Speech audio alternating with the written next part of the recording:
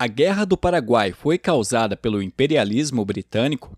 Este é o Visão Libertária, sua fonte de informações descentralizadas e distribuídas. A Guerra do Paraguai, o maior conflito já ocorrido na América do Sul, é um dos poucos assuntos cuja unanimidade nas respostas é inquestionável. Basta perguntar para qualquer pessoa de qualquer escolaridade e até mesmo alguns professores de história menos preparados e verificar que a resposta será a mesma. No ano de 1860, o Paraguai era um país extremamente desenvolvido, sendo atacado injustamente pelo Brasil, Uruguai e pela Argentina. Países influenciados pela Inglaterra, que estava vendo seu império ameaçado pelo gigante sul-americano. Além do ataque sórdido feito pelos seus vizinhos, o Paraguai, até o fim da guerra, viu sua população masculina ser reduzida em 95%, sobrando apenas mulheres e crianças, o que provocou a ruína econômica do país. A história que é contada, ensinada e conhecida pela ampla maioria das pessoas é muito romântica. Um país sem acesso ao mar, com pequena extensão territorial, ex-colônia de exploração da Espanha e com uma grande parte da população descendente de indígenas, fez frente ao maior império da época, a Grã-Bretanha, e possuía elevados índices de desenvolvimento econômico e humano, sendo injustamente atacado por seus vizinhos, que estavam a serviço do imperialismo britânico. Esta versão junta quase todos os traços que compõem as desculpas vomitadas pelos socialistas para o fracasso de um país: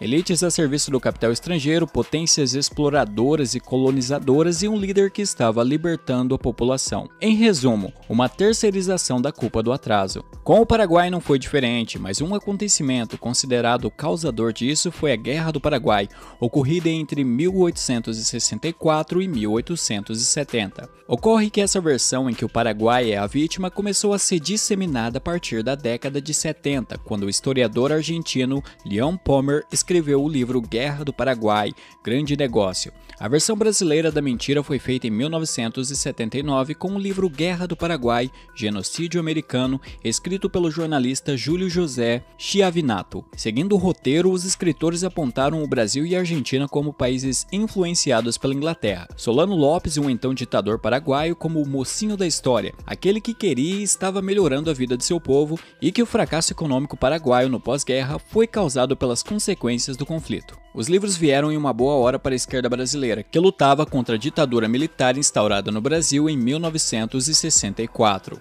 Lula já discursava nas greves sindicais do ABC, e quando os socialistas voltaram ao poder, bastou adequar os livros didáticos à narrativa. Assim, durante os anos 2000, o senso comum em torno do assunto foi formado, com professores de História e Geografia exaltando o Paraguai como exemplo de luta contra o imperialismo, culpando a cumplicidade de brasileiros, argentinos e ingleses pelo fracasso paraguaio e elogiando a postura de coragem do estadista Solano Lopes. Por exemplo, a apostila didática do ano de 2007 do Colégio Objetivo, um dos maiores de São Paulo, diz: a Guerra do Paraguai deve ser entendida nos quadros do imperialismo britânico no século XIX. O Paraguai surgia como o país mais desenvolvido da América do Sul. Entretanto, o próprio Leon Pommer, no ano de 1997, admitiu em um artigo publicado na Folha que a Grã-Bretanha não promoveu o conflito, e que nem mesmo ele tinha provas de que os estadistas britânicos o tinham planejado. No ano de 2002, o historiador e diplomata brasileiro Francisco Doratiotto, que viveu 3 anos no Paraguai, buscou informações no país vizinho e escreveu o livro Maldita Guerra. Segundo sua pesquisa, o Brasil não tinha noção do poderio militar do vizinho, nunca teve a intenção de destruí-lo e o ditador paraguaio Solano Lopes agiu com insensatez ao declarar e prolongar a guerra contra o Brasil. A história da Guerra do Paraguai começa, na verdade, em 1863, no Uruguai. Naquele ano, o Uruguai entrou em uma guerra civil. De um lado, o presidente uruguaio Bernardo Berro, do Partido Blanco, que se relacionava com Justo Urquiza, líder da oposição na Argentina, e Solano Lopes, o ditador paraguaio. Do outro, o caudilho Venâncio Flores, membro do Partido Colorado e organizador do movimento armado, o líder argentino Bartolomé Mitre e o imperador brasileiro Dom Pedro II. Solano Lopes, que apoiava os blancos, ficou receoso e temia uma investida brasileira e/ou argentina contra o seu país. Entretanto, em nenhum momento o governo argentino ou brasileiro cogitou invadir o Paraguai. O Paraguai, na época, não contava com bons diplomatas, não tinha jornais privados e nem partidos de oposição para discutir a medida. Assim, baseado em uma ameaça que não existia, Solano Lopes resolveu atacar o Brasil. Em dezembro de 1864, tropas paraguaias invadiram o Mato Grosso e, em abril de 1865, a província de Corrientes, na Argentina. Como consequência, no dia 1º de maio de 1865, Brasil, Argentina e Uruguai assinaram o Tratado da Tríplice Aliança. Com isso, a primeira falácia sobre a Guerra do Paraguai é desmentida. A Grã-Bretanha não teve influência nas causas do conflito. O Império do Brasil e a Grã-Bretanha estavam com as relações diplomáticas rompidas desde 1863 por conta da questão Christie. William Dougal Christie, um diplomata britânico, deu ordens aos navios de guerra de seu país para bloquear a Baía de Guanabara. O incidente ocorreu por suspeitas de que um navio britânico chamado Prince of Wales teve sua carga pilhada por navios brasileiros, no litoral gaúcho. Sob a ameaça do uso da força, Christie exigiu do governo imperial o pagamento de 3.200 libras esterlinas. As relações diplomáticas entre os países só foram restabelecidas em setembro de 1865, quase um ano depois da invasão paraguaia ao território brasileiro. Esse incidente não foi o único motivo para refutar a hipótese da ajuda britânica, pois a Grã-Bretanha não via essa guerra com bons olhos, já que havia vários investimentos ingleses no Brasil, onde 72% de todas as ferrovias eram de companhias inglesas, e no Paraguai, onde mais de 200 ingleses trabalhavam em projetos de instalação de telégrafos. O chanceler britânico Edward Thornton, em 1866, convocado para explicar ao parlamento britânico o que estava acontecendo na região do Rio da Prata, afirmou que a Grã-Bretanha era neutra no conflito. Além disso, apenas 8% do financiamento da guerra veio de empréstimos externos. Ora, mas se a culpa não foi da Grã-Bretanha, então de quem foi? Só existe uma resposta: Solano Lopes, o ditador paraguaio. O Paraguai na época era uma república, porém o cargo de presidente era vitalício e hereditário. Assim, com a morte de seu pai em 1862, Solano assumiu a presidência do país. Em 1864, decidiu invadir um país com 22 vezes mais habitantes que o seu, o Brasil. É verdade que, no início do conflito, o Paraguai levou vantagem.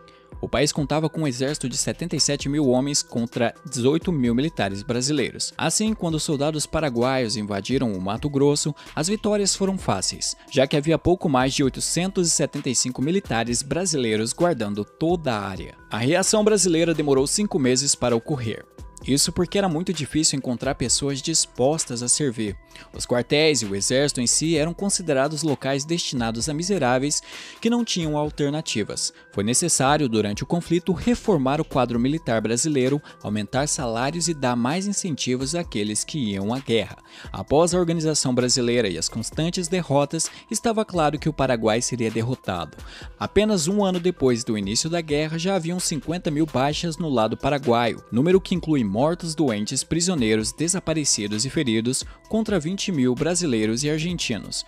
Mesmo assim, como todo bom ditador, Solano Lopes insistiu no conflito, colocando soldados despreparados, malnutridos e mal equipados para a morte certa nos campos de guerra.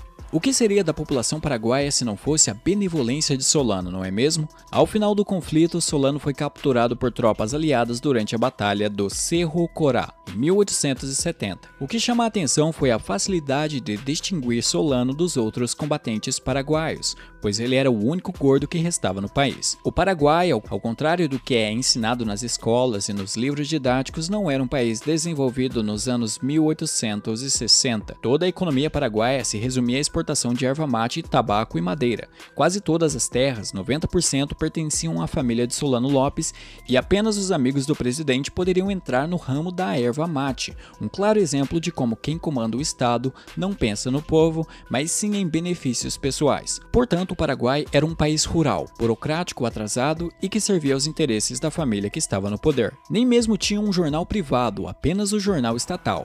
Cerca de 75% dos produtos industrializados eram importados. Coisas simples como talheres e potes de vidros, por exemplo, eram trazidos da Europa. O Uruguai, mesmo com a metade da população paraguaia da época, exportava 6 vezes mais. Mesmo desconsiderando esses fatos, culpar a guerra ocorrida há mais de 150 anos pelo atraso paraguaio não faz sentido. Países como Japão e Alemanha, mesmo arrasados pela Segunda Guerra Mundial, se reergueram em poucos anos. A indenização também não foi a responsável. Até a Primeira Guerra Mundial era comum que os derrotados pagassem indenizações aos vencedores. Foi assim na Guerra Franco-Prussiana, na qual a França teve de pagar 5 bilhões de francos à Prússia. 5 anos depois, a Alemanha pagou 132 bilhões de marcos aos seus vizinhos. Já o Brasil, que gastou 614 mil contos de réis na guerra, o equivalente a 11 anos de orçamento do governo federal na época, cobrou 460 mil contos de réis do Paraguai como indenização. O governo brasileiro não viu a cor desse dinheiro e mesmo se houvesse o pagamento, esse dinheiro dificilmente seria destinado à população atingida pelo conflito, pois ele ficaria à mercê daqueles que controlam o Estado. No final disso tudo, na década de 1930, Getúlio Vargas perdoou a dívida do Paraguai. Há controvérsias também sobre o número de mortes paraguaias. No ano de 1846, o país tinha uma população de 250 mil pessoas. 11 anos depois, em 1857, teria passado para 1,337 milhão, já levantando suspeitas sobre os censos do país. A historiadora Vera Blin-Reber, em 1988, fez um estudo sobre a população paraguaia da época. Segundo a autora, o total de habitantes no país não passava de 320 mil antes da guerra, e a redução do número de habitantes por conta do conflito, segundo a autora, fica entre 8,7% e até 18% da população. Porém, a maior parte das mortes não foi por conta dos combates, mas sim devido a doenças, fome e a exaustão física provocadas pelas ordens do ditador Solano Lopes. No ano de 1867, por exemplo, 4 mil soldados brasileiros morreram de cólera. No lado paraguaio, ocorreram 50 mortes por dia por conta da doença. As condições eram tão precárias que, mesmo com todos os privilégios, Solano Lopes acabou contraindo a mesma doença. Também é necessário considerar que uma parcela desses desaparecidos era composta de paraguaios que emigraram ou que viviam em territórios que foram reconhecidos como soberania da Argentina e do Brasil no pós-guerra, já que o Paraguai perdeu partes de seu território para o Brasil e para a Argentina. Sim, esse é um valor muito longe dos 70% que muitos alegam, mas ainda assim é muito alto. O genocídio não existe, mas se existisse, o culpado seria Solano Lopes e não o Brasil. É inadmissível que vidas sejam ceifadas em nome dos interesses de poucas pessoas, onde eles justificam o banho de sangue dizendo que é pela defesa de uma linha imaginária, como Hans Hermann Hoppe argumenta nos livros Democracia, o Deus que Falhou e Uma Breve História do Homem, Progresso e Declínio. Não é o ditador que arca com os custos da guerra, mas sim o seu povo. Se é possível achar uma utilidade na monarquia, essa seria que, nesse regime, a guerra era considerada um assunto que dizia respeito apenas ao monarca, não cabendo à população se envolver diretamente. Contudo, como observado no Paraguai, um ditador tem à sua disposição milhares de vidas humanas, forçando-as ao sacrifício sem se importar com a sua opinião ou a validade do conflito. No final das contas, em 1870, a Guerra do Paraguai chegou ao seu fim. Os socialistas tentam passar uma visão totalmente deturpada dos reais motivos para esse conflito, argumentando que a ganância do Império Britânico, o colonialismo, as elites burguesas e até mesmo a inveja de um suposto líder benevolente seriam as suas causas. Em uma análise mais racional dos fatos, não é muito difícil chegar à conclusão que eles estão objetivamente errados, e apenas as ideias maléficas de um ditador podem justificar esse massacre. Obrigado por sua audiência. Esse artigo foi sugerido e escrito por Silent Call, revisado por Paulo Almeida e narrado por Alexander Bard. Se você gostou deste vídeo, clique no ícone de curtir abaixo e compartilhe o vídeo em sua rede social. Se você deseja ser notificado de outros vídeos, clique em se inscrever e depois no ícone da campainha. Até a próxima!